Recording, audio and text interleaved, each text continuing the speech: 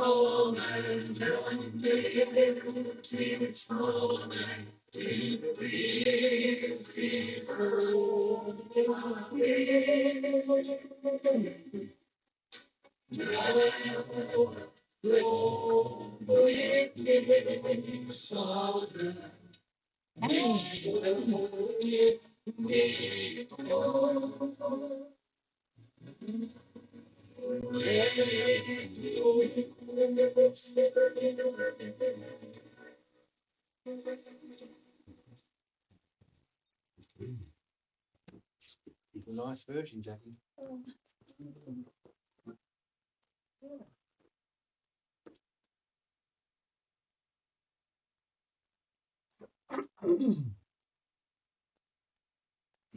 Let's say the Lord's Prayer together. Then I'll get someone to start reading as I pull up the file for our people who are online. They would like to follow along.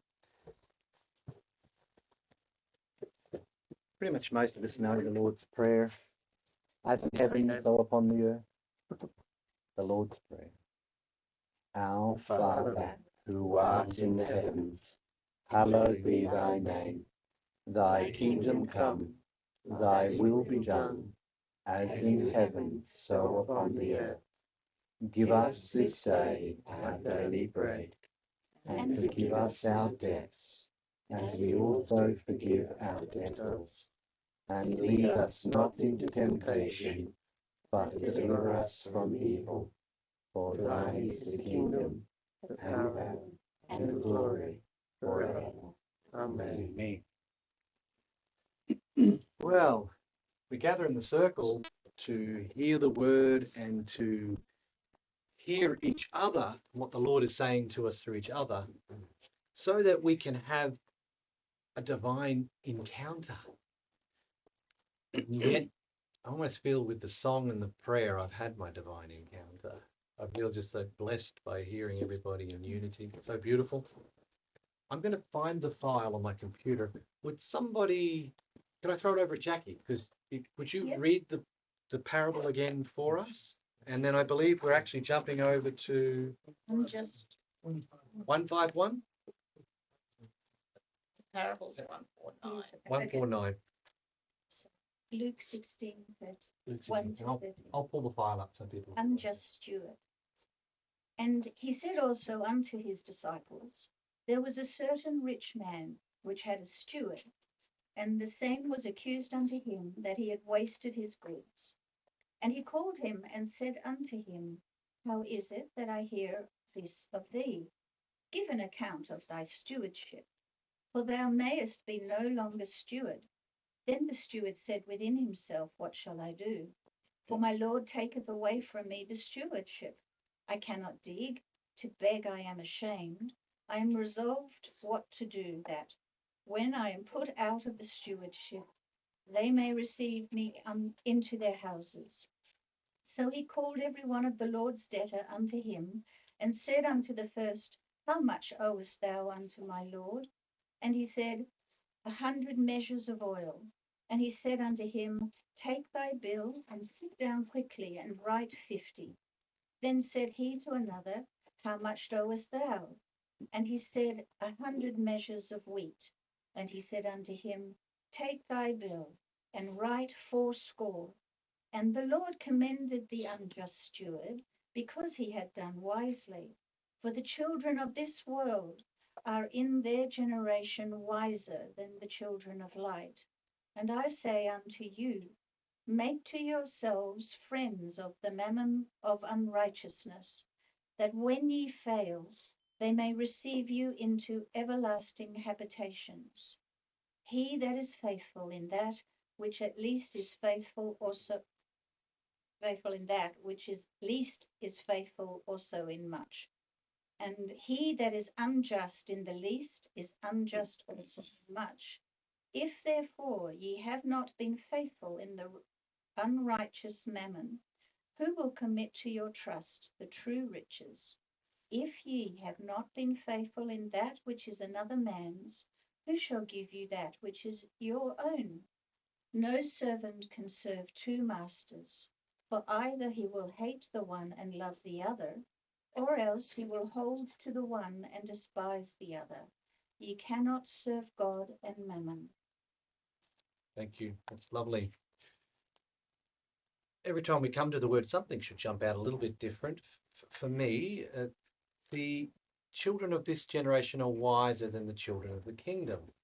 It's so true that when we become spiritual and we start to follow the Lord and we start to change who we are and we want to be different people, we don't want to do things the way we used to. But without wisdom, we can also become doormats. We can also become unwise, and this world, which has a way of leveling everything in its path, just runs right over us. And the Lord is trying to get some of that wisdom into us here and say, look, you're in the world, you're dealing with the world, have wisdom. Don't just let its ways crush you or make you in its image. But there is a wisdom. There is the wisdom. I often I like to say, Lord, help me be a Daniel in Babylon. Like Daniel found favor with his government. Daniel was persecuted by those who didn't like him because he was showing off their failure of wisdom. But the Lord blessed him and able to put him into a position of power. And so this is what I pray for all of us. Lord, I pray for each one of us, even here today, and anyone listening, that we are becoming Daniels in Babylon. This world is here to serve you and your glory. And we will not let it defeat us. We'll not let it crush us, but we will learn to be kings and priests in you, bringing hope and love and light to everyone. Amen. It's this idea of not, I want to be spiritual, so I'm going to let people push me over. That's not spiritual. But it's easy to think it is. It's not spiritual. Yeah. Anyone else? That was what just jumped out at me. What was jumping out at other people? No? Nothing? What? Yeah. Yeah. For me, that scripture goes with this is be as wise as a serpent, Yes. but as innocent as a dove. So, and like for me, like I've been around the church quite a while, different churches and denominations. And a lot of what I used to hear was, we're going to heaven. Don't worry about this world, man. We're checking out here. And so the world went to crap because the church didn't. They call it the seven mountains. The church is meant to disciple: education, media, Hollywood. All the different music, everything. And so the world has got in and discipled those, and that's why the mess it's in politics. Because the church just took a back seat and went, we're not meant to do that stuff. So whereas we're meant to be wise as serpents, be Daniels and Josephs, disciple those areas, and then we have a healthy society. The kingdom comes to earth then.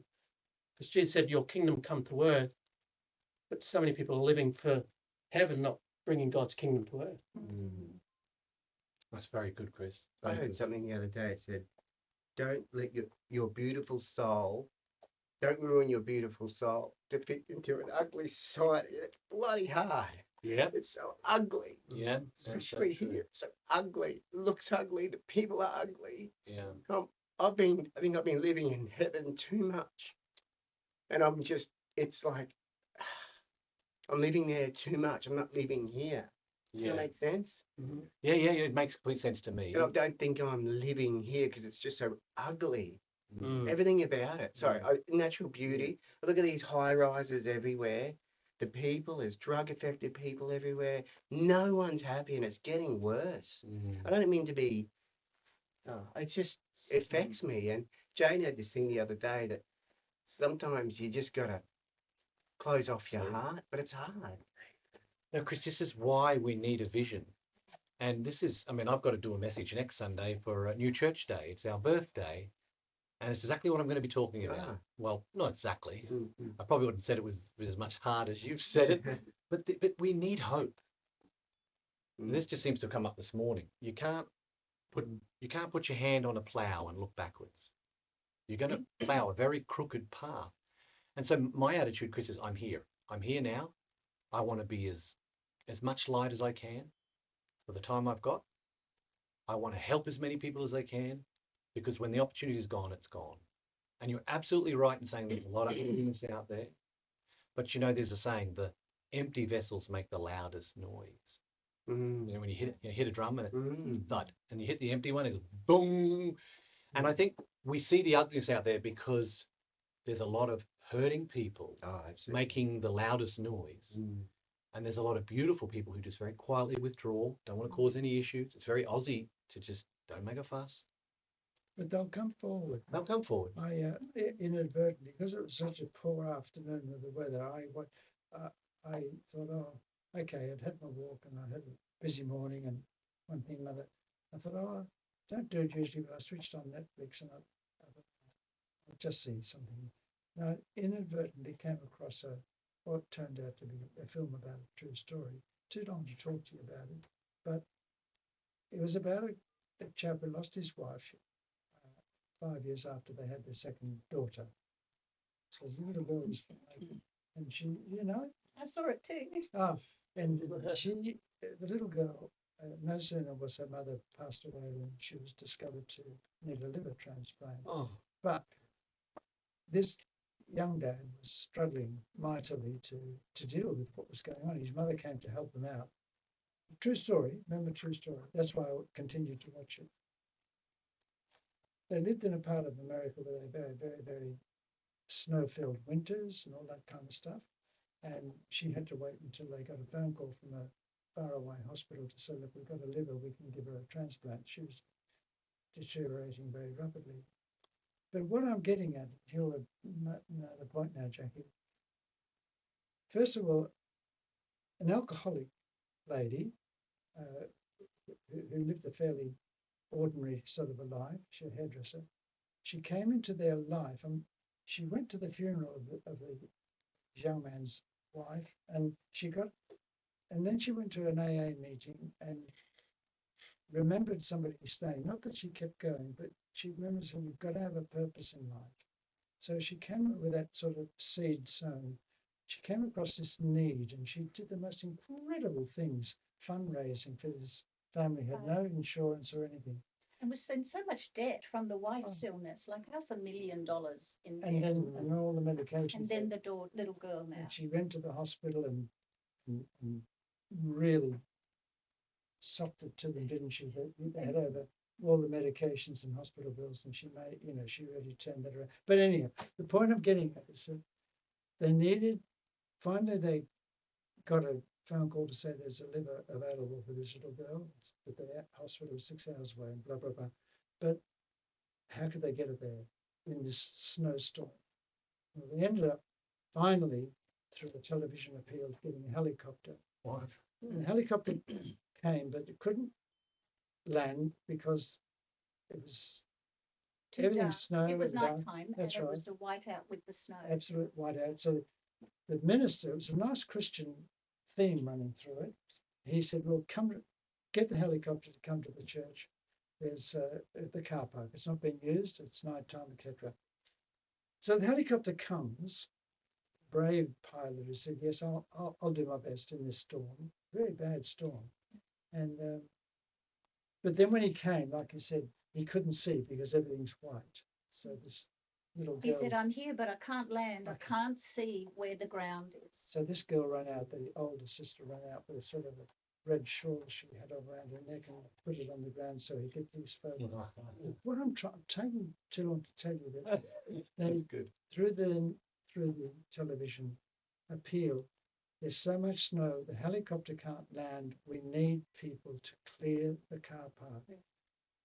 People came from everywhere in this dreadful weather with their shovels and everything else. And did you see? Goodness. No.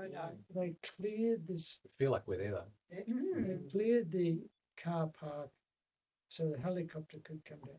Now, it's a long story, and I'm sorry about that, Chris. No. What I'm trying to get at is that given a chance, I think there's such a lot of willingness to do good. And that brought it home to me. I mean, it was such a good reminder.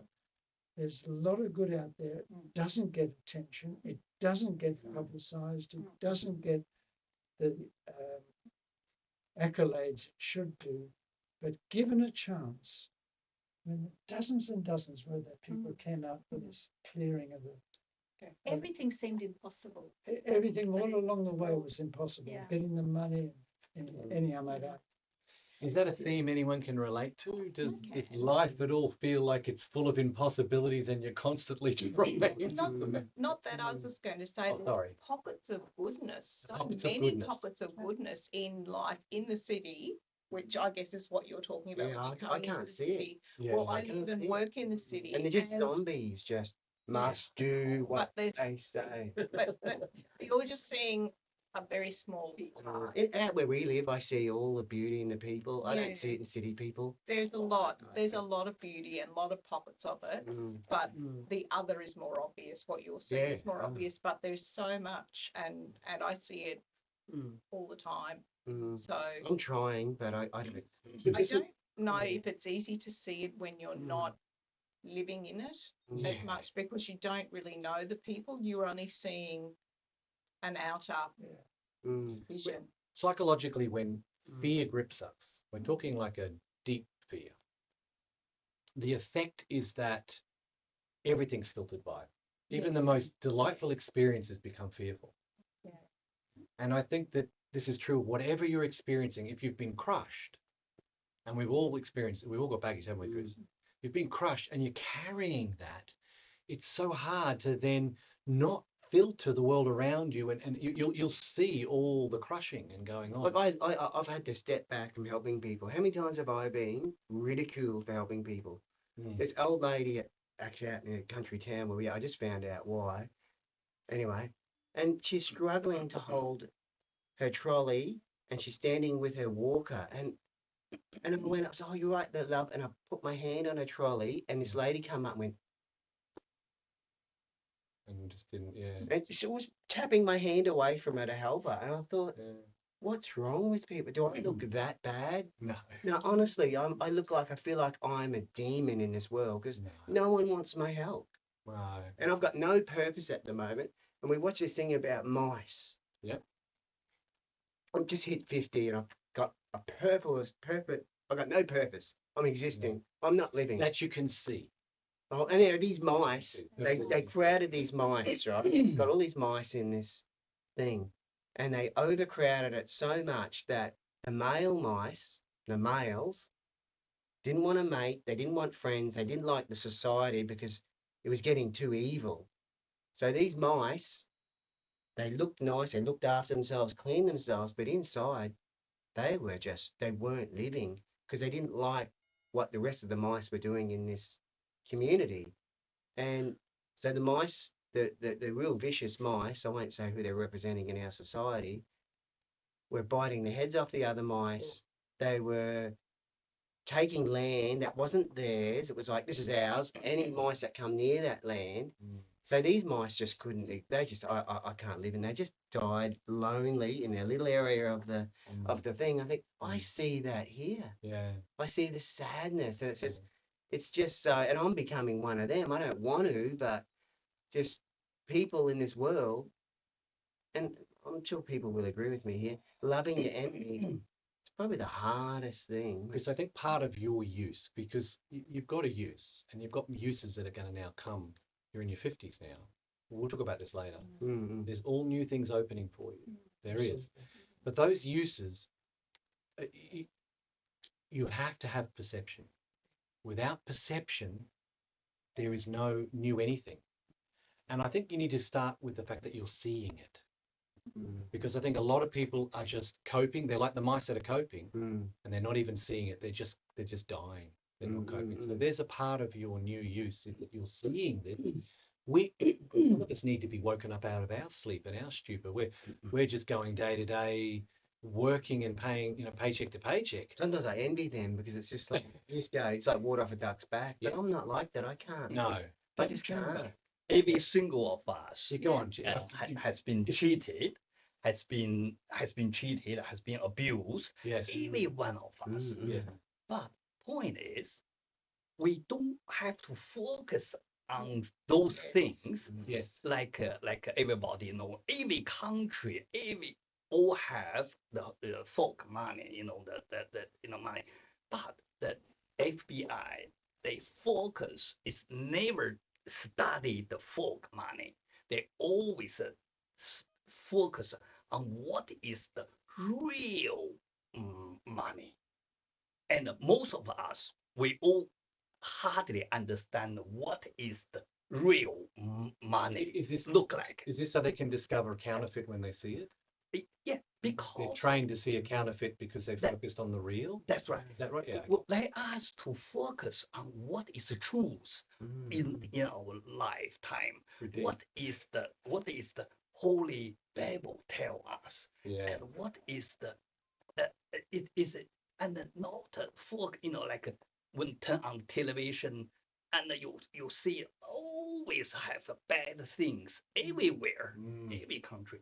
But if we too much be dragging into those things, and we have no hope, Yeah. So point is, Yeah.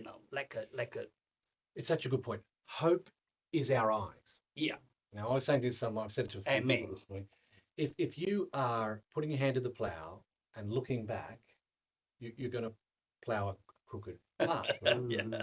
So, but sometimes to try and stop looking back, I don't know if you can relate, to try and stop us ruminating on the past, stop us looking back, we poke our eyes out. Right. Yeah. You know what I mean? Yeah. But you need those organs to see forward. Mm-hmm. And so the answer is to not deny the past. That doesn't work. Yeah. Well, I'm not having a go at you because I think we've No, all no, done. that's We've all- making sense, hey? Yeah. But use the organ of hope. Bible says that faith is the substance of things hoped for. So if we want God to create the future, and we do, and he's going to do it through us, he needs our faith. But faith is the substance of things hoped for. So if faith is a builder, and I don't give the builder any blueprints, I don't tell him what the building's to look like, he can't start building. Instead, the enemy is continually getting us distracted from paycheck to paycheck and problem to problem that we can't even begin to hope. We poke our eyes out because it's too much. I can't even cope anymore. And we lose the very organ that's going to give us the future that we're longing for. But I believe, you're here, and I'm glad you're here. Yeah, But a very special group of people here, because absolutely. it doesn't take a lot of us seeding a vision of a better future for that to happen. And that's a big part of what this parable's about. It's a big part of what New Church Day next week's about. Yeah, well, I shouldn't Yeah, build mate. next week up. But the point is that we need hope. Amen. Right now, it feels like the end of the world for a lot of people. And that's what we hear. No, it's the beginning of the new world. Absolutely. And that's what we've got to hold on to, that the Lord's bringing New Jerusalem down. But Chris, I say this to say you're not doing this alone. I feel the pain. I validate what you're saying. Let's help get your vision restored. You've got your 50s ahead of you now, some of the best years ahead I just of you. keep trying to find, like, I look on the internet all day trying to find, like, I want to start playing AFL. Never played. Right, Body won't do it. right. I can't.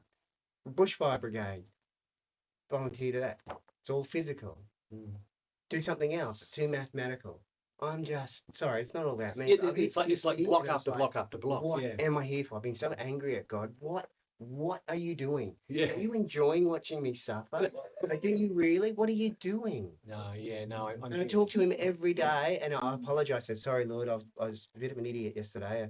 I'm sorry. I wouldn't want my son talking about that. But, dude, I talk to you all the time. What are you doing? Like, I said worse words than this. Yes. I was yelling at him and going, Joseph. yeah. But you're being impatient. No. Joseph was really odd years. Yeah. Either in a prison or else being accused of chasing after his master's wife, all that sort of stuff. False accusation after false But, accusation. you His know, own brothers he had to wait until he was shown what his real use was. Yeah. You're being impatient. And sometimes you go through the dark night of the soul, Yeah, getting exactly. Sometimes. there. Most Well, days. and if you're going through a dark night of the soul, which sounds like you, You then are. you're getting deep into something to come through it, Yes, to a whole new healing and awareness. Well, the blue sky today was awesome. If it was dark, Isn't it? Oh. I would be. We had each 6 weeks of rain out at Linville, and that's affecting me. I was stuck inside. You must have sent it our way because it's been raining here too. So yeah, just little things like that uplift you, and you got to concentrate on the little things. I know it's just. Is it the Hopi, Chris? You might know. One of these Indian group, sorry to interrupt, that said whenever it rains, they rejoice. Oh, Is it, you know the story? I know. I just. Sorry, I was trying to get back to this. I can let the in Hopi story. connection to I can let the Hopi what's story hold for a happening. sec. Tell us what you. I've Well, seen you glowing over there with something to Well, I say. had perspective, Perspective. and as to what you're saying with the FBI, and I had and as you said, awareness. But what I first wrote down was not judging, No. and I think this is Not part judging. of this parable. Yeah. How quickly we are to judge others. We're judging. With the little data we have. And every one of us has a story. Every single person on this planet has a deep story. We don't always need to know that story. But judging is not the way of God. I do not believe that God, our Father, is the judger. And one of the biggest things 100% we're with you doing, there, and Jen. I feel this for Chris, because we all do this as well, our biggest judger is ourselves. Yes. I worked as a cleaner in So- hospitals. I was at the bottom of the look, and it was like I was just scum. I can't just. I got judged being a cleaner at the bottom of the. I've been at the bottom of the pile my whole life. It's hard to just go. But Oh what yeah, you're look, saying look. is you're judging I'm not. It's yourself people have made me the way more. I am. No, nobody And I'm can not make changing. anyone yourself. Well, you get So- told you're a piece of garbage because you're swinging a mop all day and emptying bins. Tell me how you feel. Solution. Every time when you meet those things, give Sean a call. And Who you gonna and call? Sarah Sean. will be with Call you. Saul. And we have a meal together. We have a. I've just done one- jobs people couldn't imagine on my hands and and then knees scrubbing I bathrooms. promise you, just draw away from those rubbish things. Yeah. Yeah. It's easy, isn't it? Chris, remember Bruce Almighty? I love the way God turns up mopping a floor. And even Bruce does what you were talking about, Jennifer, judges by the externals.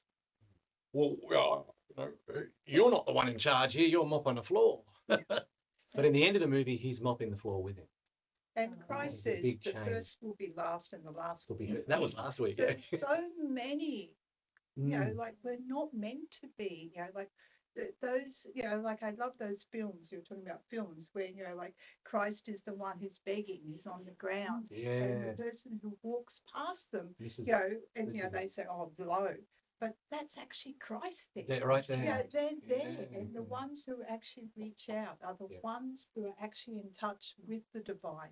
And I feel I can hear your pain or feel it, but we all have it. Every one of us Yeah, I has get it. that. And it's not to say one is better than the other. No. Because that's the judgment. But like the fear, like there's levels of fear Yeah. when it becomes chronic, or pain. When it becomes chronic, they even say the brain starts to develop pathways to acknowledge the pain, to keep acknowledging the pain. Because where your focus goes is where your energy goes. Yes. And this is something we're all, learning to overcome. That is a daily battle. That's why we always daily. Yeah. So Chris, sorry, Jennifer, fantastic. We could just go home on that advice, Jennifer's advice. Where focus goes, our energy will flow. Yes. So I see, and I know because the Lord gave me a dream about Chris this week. Yeah. Oh, yeah. And when something's chronic, it starts to spill into everything. I keep thinking about what Dr. Noel said to me. There's this powerhouse full of energy. So many people are like this. Yeah, They're producing all this energy, but all the Yeah. power is just, and it's just stirring up. And I see so many people like this. Yeah. And I keep thinking of the analogy from Dr. Noel. I go, oh, they're a powerhouse. Yeah. They're not plugging into something. Yes. I see it all the time. It's everyone. Particularly by men. Yeah. We're so lost in this world, particularly men. Chris, those things are out of our control. And I think we look at these things and we go, what can I do in this? The only thing I can do is pray about this and be grateful in my life for everything that I can. So I'm not focusing on what I haven't got or what someone else said about me or whatever. It's like, what in my life can I be grateful for today? Yes. And what can I pray about that isn't my responsibility to do something, but I pray that whoever's responsibility is that those, and it's so slow, and rather than keeping on focusing That's right. Or focus on the gratitude and on the prayer. I count the blessings, like the hymn thing. And let the rest go. You can let it Can I go. just say, I've nearly died, okay? So, 7 years ago. So, and I know the Buddhist thing is, picture yourself dying. And really then, every day for the last 3 years, every night before I go to bed, I write down 10 things I'm grateful for that day. Yeah. And that actually has been a turning point. I have not stopped every day, because every day we can write down more. But, a lot of people go through the day, you can write down blue sky. And that's where I had to really, it took me 2 years to kind of get out and get better. to a point where I can actually feel I'm starting to have more purpose. My purpose was taken away. I love my job. My purpose was taken away. But my full purpose and what I feel we're here to do is to feel and know the divine within. And that was the other thing. Have heaven on earth. Heaven is not out there. Nope. We are to feel heaven within us. Amen. And that takes the courage and the discipline to actually start feeling it. Yes. And I'm just thinking, are these your two boys? Oh my God, you've got purpose and a half. That's true. Hallelujah. Boys, So, wow. Generous you. I'm jealous you. Awesome you. Now, right now, my husband is, my main purpose because he hasn't been well, lost his sister. And there's so many things. Yeah. And I just feel, please, I'm sorry if I'm No. and say this, but I just feel It's love. we We all love you. struggle. I still struggle. Yeah. I still kind of think, well, what am I supposed to do? But one of the biggest things, as you said, is to be a light. And I'm learning to catch myself when I'm judging. I'm learning to say, love the judge. Love myself, because that's the bottom line as well. Learning to love ourselves in true essence, that we are here because we are part of the divine. We can't have breath without the divine within. So we have to breathe that and whoever's in our area. Can I say something? Yeah. Sorry. Yep. Yeah. What's coming to me, Chris, is the scripture says hope deferred makes the heart grow sick. Yeah. And so that's What? hope deferred makes the heart grow sick. In other words, you don't feel there's hope. But I felt like the Spirit was saying what you just said. Oh, easy for you guys to say, simplify the answers. And these answers are very true. They are very true, and you know that. But I just feel like it's going to be, I saw ice around. I saw you in a house. I just saw it was like the Lord was going to come in because he's near the brokenhearted and he was going to begin to heal through that relationship. He was going to begin to heal you. And these things are great, gratitude, all these things are so true. But fundamentally, if the foundation is there's something that needs to be healed, that's what needs to be done with you. And then all these things will make more sense. It's hard to see now. I know it's hard to see. It is. But hey, the Lord gave me a dream and it's happening right now. I can see the dream's actually happening. Right. He gave me a dream because he cares about you.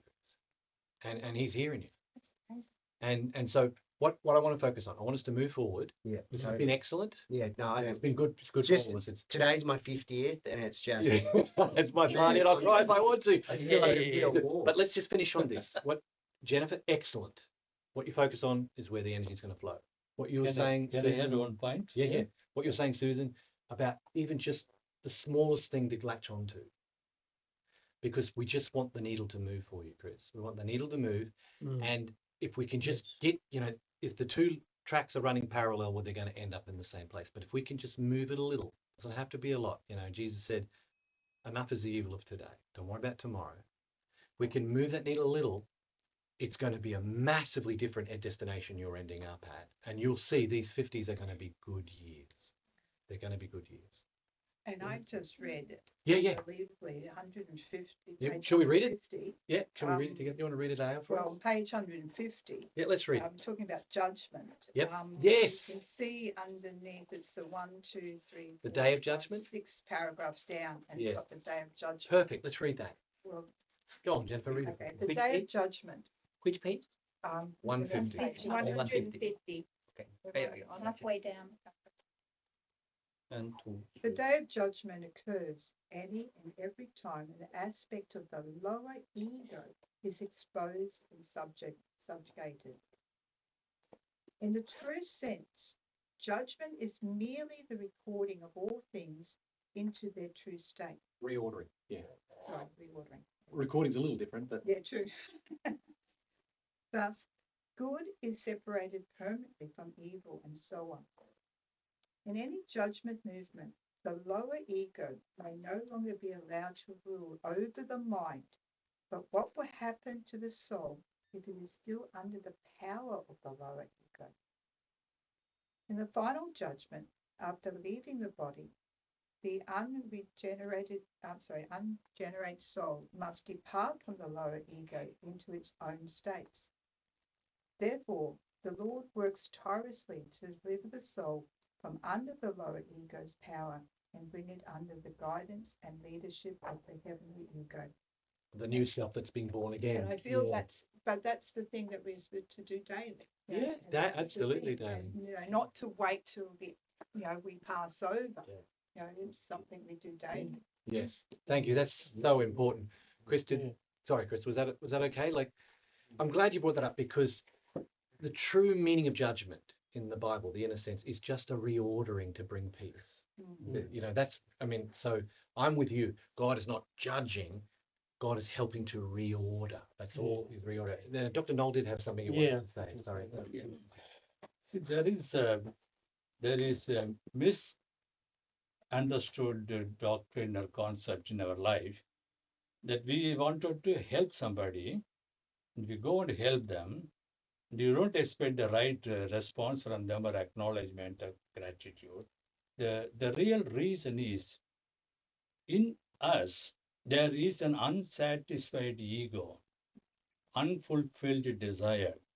So we are trying to get fulfilled by doing something good for others. But that is not the purpose.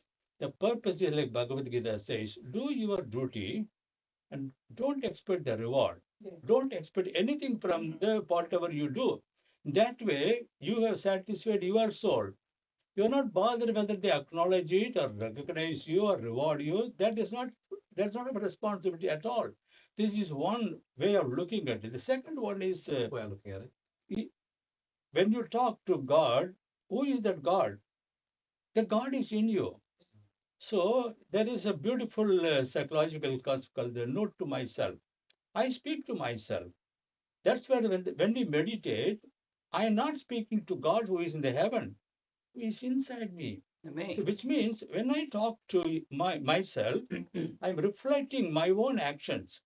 Have I done right or wrong? What did I do? Why am I not happy? Why I am happy? All these interactions are going on between you and yourself. That's your ego.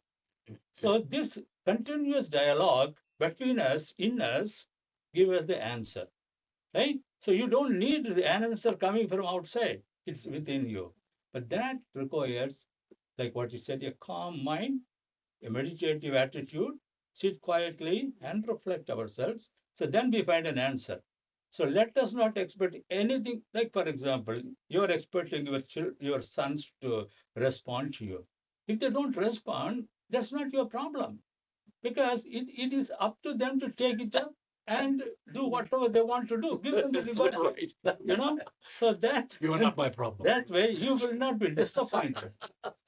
See, when you're disappointed, then the ego strikes at you. You become angry. You want to do something. You want to punish somebody. Not at all necessary. You do your duty, forget about it. Then life will be very beautiful. Yes. Well said, Dr. Knoll. Thank you. And the higher ego, the angelic ego, is satisfied, as you say, in doing good just because it's good, without the results or whether people respond or not. Just you've done good, and that's the important thing. Lovely, beautiful. So on that note, we can do more catch up afterwards. Yeah, let's move on. And I did ask for a divine encounter, and we got one. And it came out of us. It came out of each one of us. So, did Jackie or Jennifer, whoever wants to read on from where were we up to last? 151, I think. 151. I don't know exactly where. We obviously were not meant to go over that paragraph about judgment. We're meant to stop and focus on that a little bit. Well, it's interesting that the rich man didn't judge the steward. Like when the steward came, like he was going to fire him because he'd done a bad job. But when the steward came back with some progress and some money, he didn't judge him and say, well, it's too late, mate, you've done a terrible job or anything. He actually went with it and commended him and kept him on, right? So in some way, sort of judgment. That's amazing. Yeah, I found that to be quite interesting. It is very interesting. What? Yeah. Well, who wants to? What paragraph are we reading from? So he called. Is that so he called? Is that where we're up to? Introduction. Oh no, we're past the introduction. Thankfully. How about Page 151. how about when we are being told here to consider? Halfway down 51. Yeah, okay. Yes, Yep. that's right. Go. Oh, okay. We are being told here to consider this life and all its consequences from the light of heaven. Such loving light instructs us to use what time we have left on earth to do good and forgive others while cancelling debt wherever possible, and thus receive mercy from above on the day of our soul's judgment. For this cause the Lord instructs us elsewhere. Judge not, that ye be not judged. For with what judgment ye judge, ye shall be judged, and with what measure ye mete, it shall be measured to you again. And why beholdest thou the mote that is in the brother's eye, but considerest not the beam that is in thine own eye? How wilt thou say to thy brother, let me pull out the mote out of thine eye, and behold, a beam is in thine own eye. Matthew 7. Yeah. For quite a long time, I thought Jesus had said the words. Jesus had said the words, "Sow and you will reap." But upon further inspection, I found in the scriptures it wasn't Jesus who said that. It was Paul. Somewhere in the epistles, he talked about sowing and reaping. But what the Lord did teach was here: judge not, or you'll be judged, because what energy you put in is the energy you are going to get back. I think that's really big. That's in line with what you're saying about focus too, Jennifer. What you focus on is where the energy is going to flow. Yeah. All right. Well, let's finish to the bottom of the page, and I think what we should do is then close in prayer. The boys and they've got to get going. We've had an hour, and Chris, you and I'll catch up. We'll definitely catch up. No, sorry, these two just want to go because they got like. Of course, Yeah, there's a you big They day don't, in there. they don't even want to be with their dad on their 50th. No, that's They'd rather be with Hey, me. I love him. There's a lot of gratitude. There's gratitude here from me, boys, that you came. Me too. You got him here. Yeah. You got him here. That's good. You got an exciting day ahead of you. You should enjoy it. Definitely Yeah. enjoy it. Let's get it going. Susan, take us to the bottom of the page, and then we can go on to 152. The unjust steward, because he had done wisely. For the children of this world are in their generation wiser than the children of light, being hot or cold, or lukewarm is untenable. And I say unto you, make to yourselves friends of the mammon of unrighteous, that when ye fail, they may receive you into everlasting habitations, the advancing soul rectifying inconsistencies between internal and external states. That's a great place to leave it there. We'll come back to the last page next month. But let's just finish on that idea. It's up to us. As you're kind of saying, Dr. Noel, the Lord's with us. Chris, I'm with you. You're not on this alone. But at the end of the day, we have a power hidden and trapped inside us to bring this harmony that we're looking for. But I do recognize, and the Lord gave me this dream for a reason, I recognize that when something has become chronic, platitudes don't get us there. People giving us good advice doesn't get us there, because if you're fearful in chronic fear, everything, even someone coming up and being kind to you, will be seen as a fearful and terrible thing. So let's leave it there.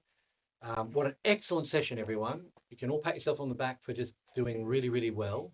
And I feel that we got a lot out of that. I got a lot out of that. And we'll continue this one more session on this, and we can move on to the next parable. Let's gather together and pray, and then we'll let the boys get out here. There's a big day ahead of them. And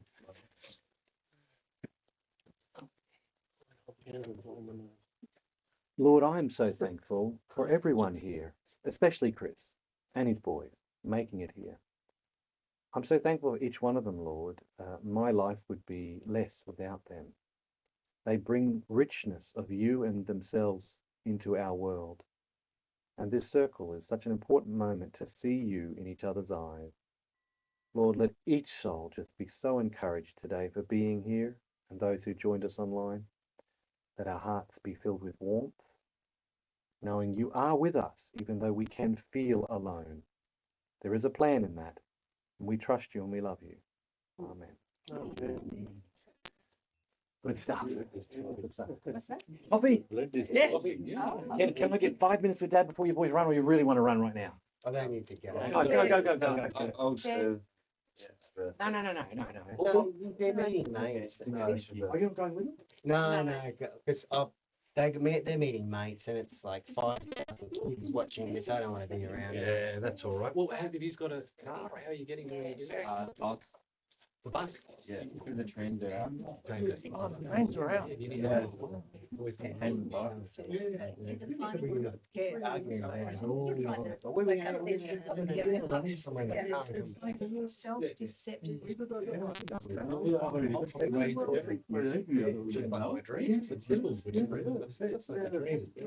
Thanks, Lord.